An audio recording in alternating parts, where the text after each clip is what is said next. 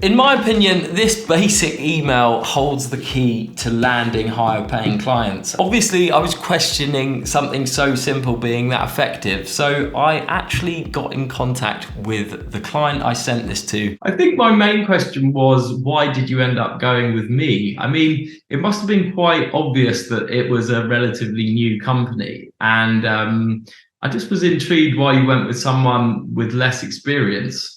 Okay, so That's Jem, CEO of health food company Full Green, who somehow I managed to win over with this one email. So what's so special about it? The fact is, I think it was a complete mistake. I must have been just a few years into freelancing, and it was that constant worry of when the next job would come in. Like personally, I hated waiting on word of mouth. It felt extremely unreliable just sitting there waiting for people to contact me with work, and you couldn't really choose who you wanted to work with. Back then I had done quite a bit of work with agencies, but it always felt like they were pocketing most of the profit and just paying me an hourly rate. At that point I was watching a lot of YouTube, probably the future, and there was just this constant stream of value-based pricing, basically not charging by the hour. You charge a kind of project fee, and that's how you make more money. So I decided to go out and find clients directly, and that way I could obviously control the budget, but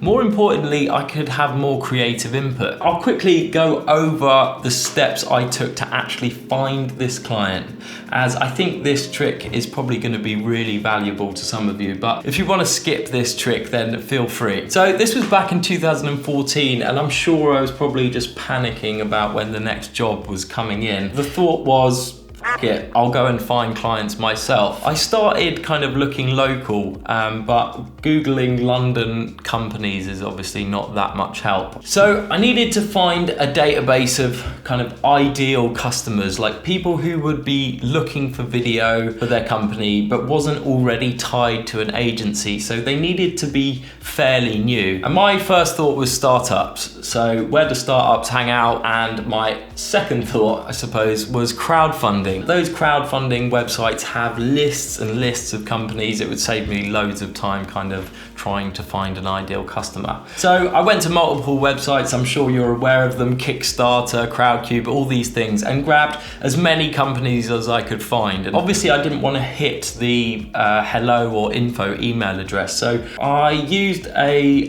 email address finder. You can just chuck the domain in there and it will show you a list of email addresses, and then you cross-reference that on LinkedIn to find the relevant people. At that point, I think I probably sent out about 30 emails and got 2 responses.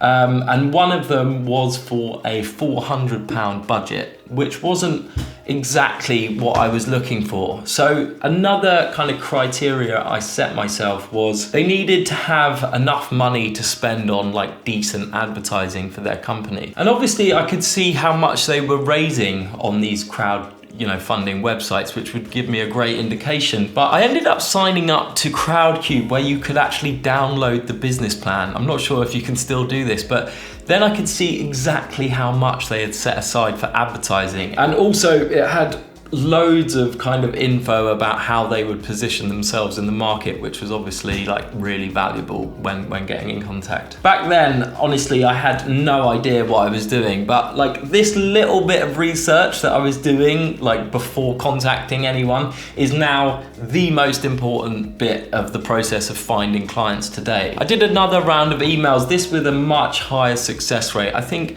out of about 30 emails, I got 5 or 6 that got back to me, 2 that were very, very promising. Had a meeting with a gin brand who wanted a series of videos, and then a meeting with a company called Full Green who wanted YouTube videos, cut downs of those YouTube videos, photography, and 3 TV commercials that would go out nationally. Like at this point, I was probably no more than 2 years into freelancing, and I had no idea what I was doing. So like any inexperienced business owner, I tried to take on as many of those roles as I could, which was obviously idiotic. But the interesting thing was this email that kind of got me the job in the first place, I think. In the first meeting with Full Green, they said they had just been looking for someone to make videos for the company. Obviously, if someone is looking for a service and you approach them at that exact time, you've got a very, very high chance of converting them. So the trick kind of seems like timing. Just make sure you're there at the exact time someone needs your service or skill. But obviously that's not the case. I think timing probably is one of the biggest decision makers for clients, but it's very hard to know that from the other side. I mean, there are some things you can kind of look at, but the most part you're going to be in the dark. I think it was hidden here in this second line. And to be honest, I think Jem explains it better than me. I think my main question was, why did you end up going with me? I mean, it must have been quite obvious that it was a relatively new company. And I just was intrigued why you went with someone with less experience. Okay, so what I think was really refreshing when we met you was we were just starting out as a business and you were just starting out as a business. Yeah. And I think at the time you were also building your portfolio and you wanted something that you could be proud of to include as a genuine creative idea. I think that's it right there. We were both starting out in business and she knew how much this work would mean to me. I recently started a production company and I'm looking to work with brands like yourself. Honestly, the emotion was almost pity. She knew how hard it is to start out in business. Now, I'm not suggesting anyone goes out and starts a business based on clients feeling pity for you, but how are you going to create an emotional response from the very beginning? This was like a huge lesson to me and something I always check when contacting clients.